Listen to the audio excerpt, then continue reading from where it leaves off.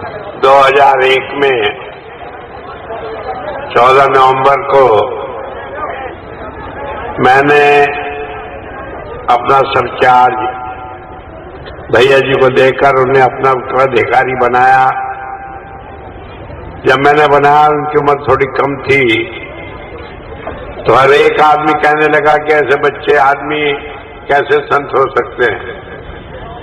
लेकिन मैं ये बता दूं, संत की कोई उम्र नहीं होती।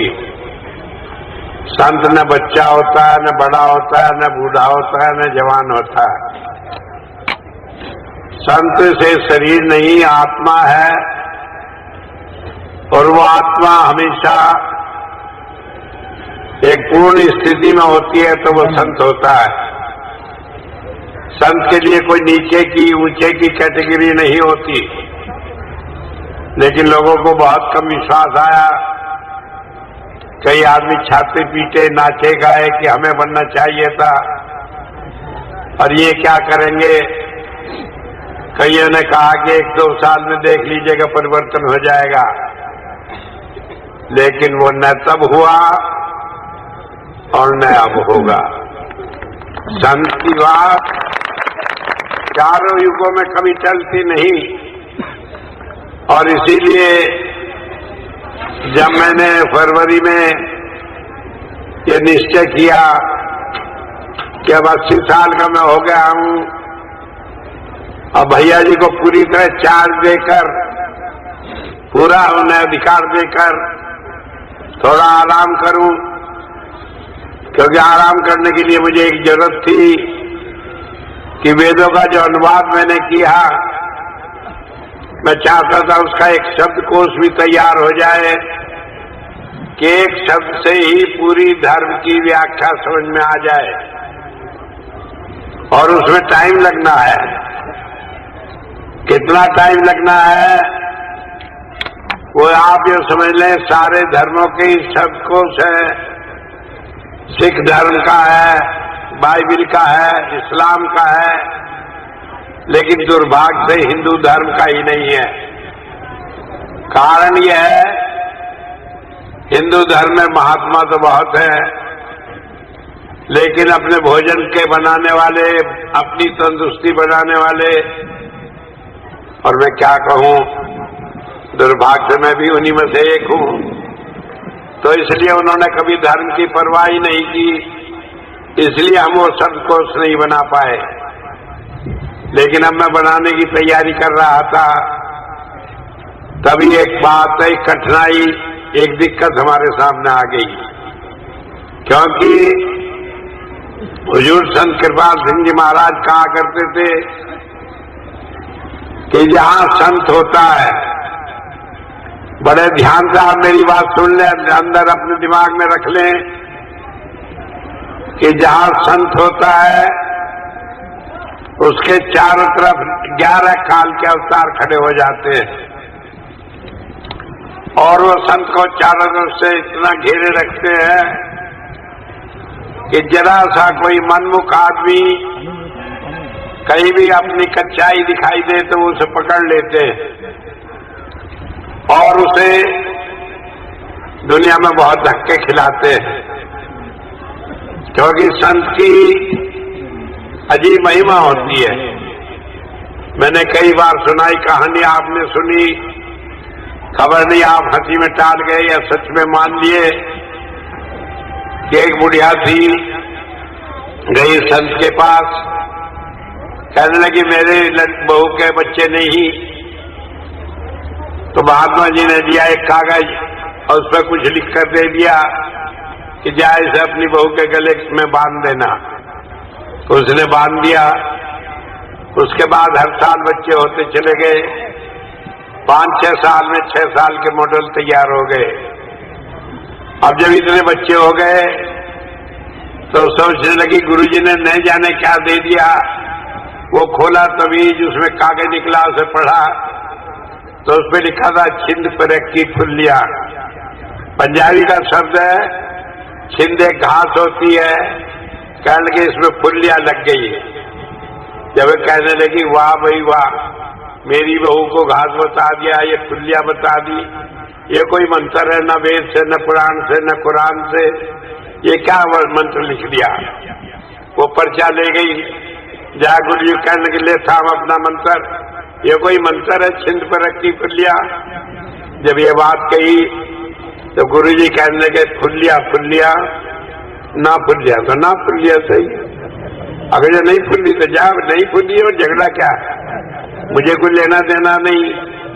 अब वो घर आई तो देखे सारे बच्चे ही मरे पड़े, कहने लगे बिगड़ गया काम, ये तो सारी ना फुल्लिया हो गई।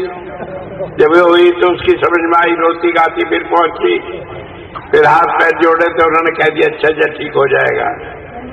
मैं आपको जब बात कहता हूं तो उसके गहराई में एक बात है, संत जो बात कहता है मालूम पड़ता है कि खबर नहीं सुनी कि नहीं सुनी, लेकिन वो हमारे मुंह से बात निकलने से पहले ही सुन लेता है। वो ये भी जान लेता है कि आज से इतने समय बाद हम क्या कहेंगे, क्या करेंगे, क्या सोचेंगे, और इसीलिए वो सारी दुनिया को संभाल के रहता है। कई आदमी कहते हैं हमारी क्या संभाल हो रही है, हम नहीं जानते कि कितने बड़े कर्मों को काट कर वो छोटी छोटी बातों में निभाकर हमें बचा लेता है। हम तो अपनी सिर्फ बात जानते हैं, 100 करी तो 9 करी और 1 ना करी तो ना करी, कि हमारी 100 बात करे तो ठीक है, और गुरु जी ने एक बात नहीं की तो वह कुछ नहीं किया, सब बेकार है, कहेगा गुरु करना, हमारी बात तो मानी नहीं। जो नहीं खबर कि उसकी अपनी मजबूरी है, एक एक काम को जो वो एक नियम से हटकर करना चाहता है उसके लिए बड़ी सख्त उसे कुर्बानी देनी पड़ती है। वो इतना आसान काम नहीं होता कि जो चाहे सो कर ले। कई दफा हमने देखा सुना और इतिहास इस बात का गवाह है कि जब संतों ने कोई बात ऐसी कर दी तो उन्हें सारा कष्ट अपने शरीर पर लेना पड़ा, अपनी जान तक इस बात के लिए कुर्बान करनी पड़ी। तो इसलिए हम उसे नहीं समझ सकते कि किस नियम में, किस दया में से वो सारे काम करता है। हम तो एक आसान सी बात समझते हैं। मैं सिर्फ आपको इसलिए कह रहा हूं कि आप ये समझ लें कि जब संत ने कोई बात कह दी, हम उस पर विश्वास करते हैं तो हम अपना काम बना लेते हैं, हम उस पर विश्वास नहीं करते तो हम अपना काम बिगाड़ लेते हैं। संत का हम कुछ नहीं बिगाड़ते, ना हम उसे कुछ देते न लेते, वो तो हम अपना काम बनाते बिगाड़ते। मैंने जब शुरू में काम किया, हुजूर ने मुझे कहा कि ये करना ही पड़ेगा, तो मैं आदमी ठहरा हिसाब किताबी, मैंने कहा कि मेरी शर्त है, मानो तो मैं करूंगा। जैसे बच्चा होता है अपने माँ बाप पे जोर होता है, तो एक बात उसमें मैंने रखी थी कि जो मेरे साथ जुड़ा रहेगा उसे मोक्ष मिलेगा। इस बात की परवाह नहीं कि उसने क्या किया क्या नहीं किया।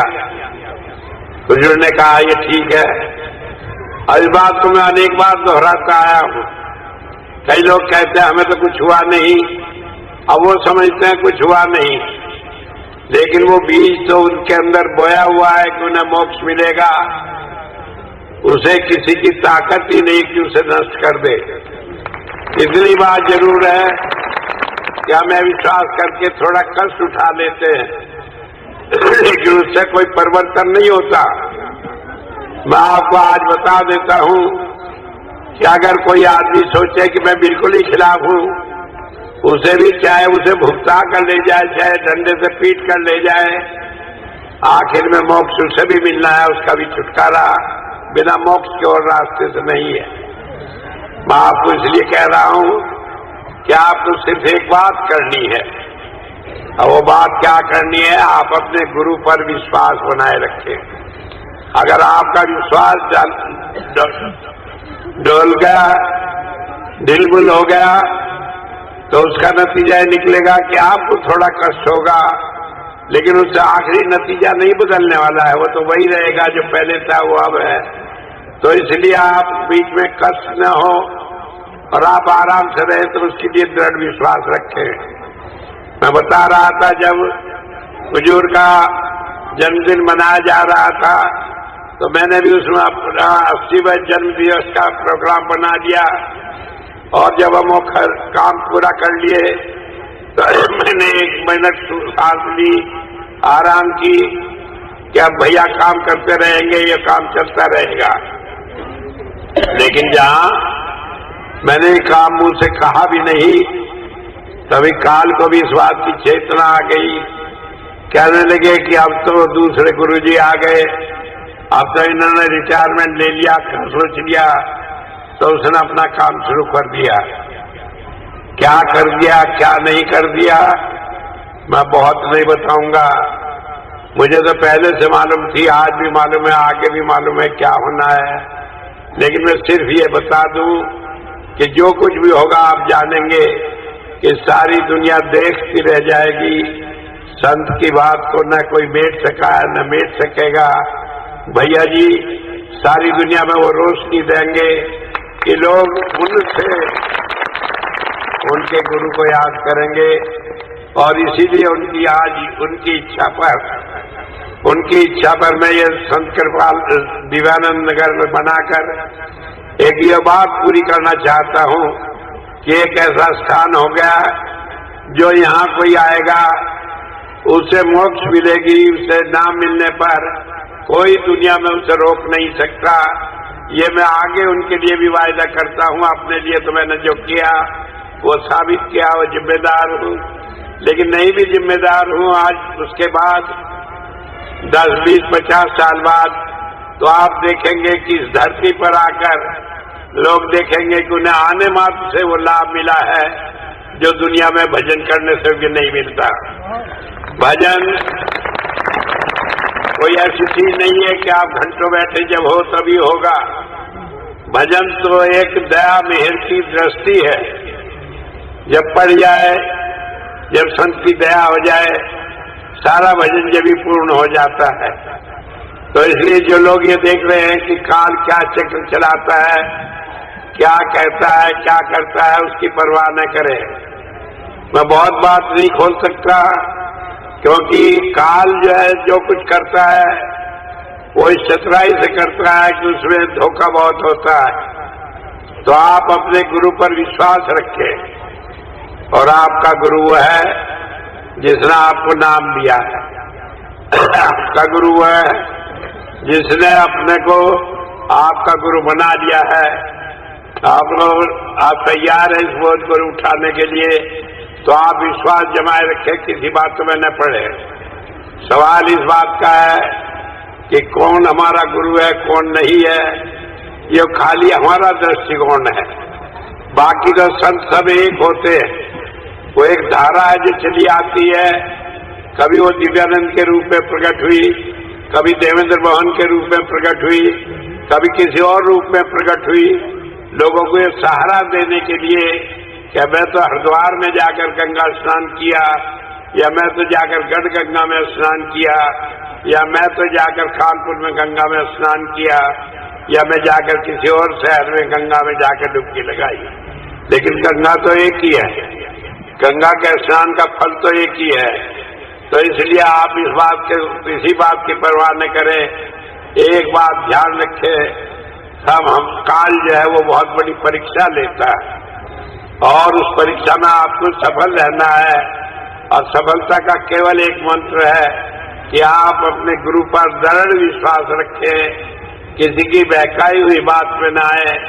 गुरु का नाम ले लेके बहुत सारे लोग न जाने कितनी बातें कहेंगे, कहें, आप उसकी परवाह न करें। आपको तो केवल एक बात करनी है कि आप आंख मूंद कर अंदर जाएं, 5 बार शब्द का जाप करें, फिर जो सही होगा वो अपने आप चलेगा, आपको सोचने की जरूरत नहीं। और अगर आपने या किसी और ने धोखा किया भी तो उसका नतीजा वो खुद देखेगा। तो मैं इस बात को कहकर आपको एक बात कहना चाहता हूं और ये है कि आपका विश्वास दृढ़ रहे। महाराज जी कहा करते थे कि सारी दुनिया पिस रही है 2 पाठों के बीच में, लेकिन जो दाना किल्ली के साथ लगा है वो बचा रहता है, वो पिसता नहीं। तो आप किल्ली के साथ लगे रखिए। और इसके साथ ही साथ मैं आज आपको बधाई देता हूं आपके इस नए शहर की, नए आश्रम की और एक नए गुरु की, जो मैंने आपको 2001 में दिया था और जो हमेशा आपका मार्गदर्शन करता रहेगा। ऑफ कोर्स मैं ये नहीं कहता कि मैं ये काम उसके जिम्मे सौंपता हूँ, जो वो करेगा उस सारे की जिम्मेदारी भी मेरी है और मैं ही उसका जिम्मेदार समझा जाऊंगा और आप मेरे से जवाब ले सकेंगे। इस दावे और उत्साह के साथ मैं आपको कहता हूँ, आप किल्ली से जुड़े हुए हैं, उसमें कई फर्क न आने पाए, बाकी काम मैं अपने आप निपट लूंगा। एक नहीं 1000 काल आ जाए, ऐसे ऐसे कालों को तो बिता देना मेरा 1 मिनट का काम है।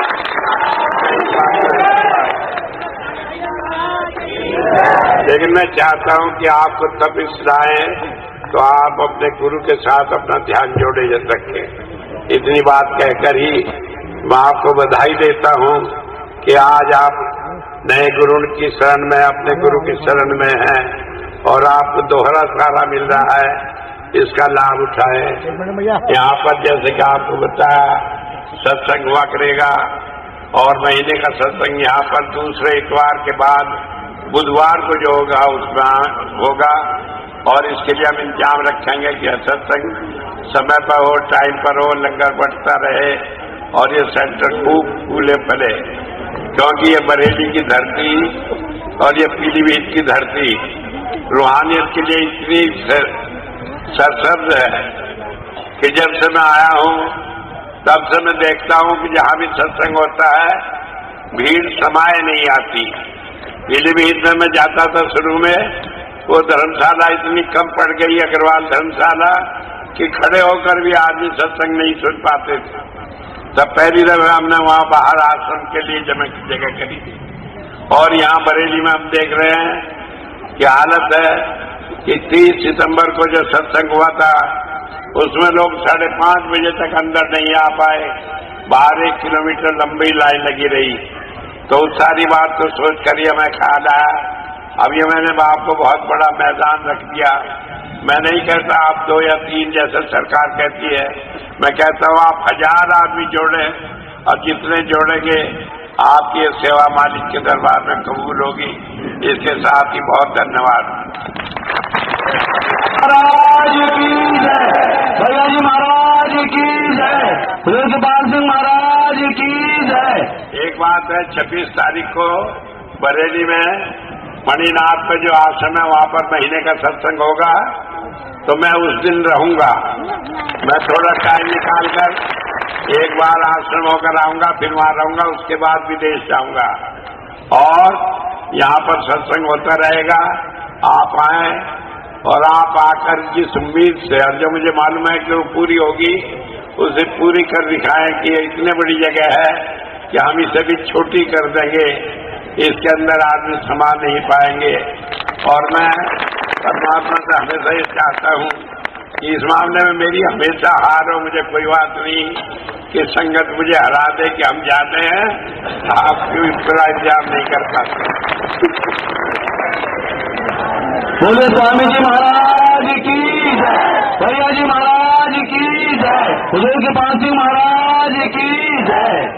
एक बात और है, अब मैं बैठ जाऊंगा, फिर मिलने के लिए आप लोग सब मिलकर जाएंगे। जो रह गए हैं वो सब मिलेंगे, जो पहले मिल चुके वो दोबारा ना मिले हैं, क्योंकि नहीं तो दूसरे लोग रह जाएंगे। और इसके बाद जब जब मौका मिलेगा मैं यहाँ आऊंगा, लेकिन हर महीने यहाँ सत्संग होगा और उस सत्संग में आप हमेशा आएंगे।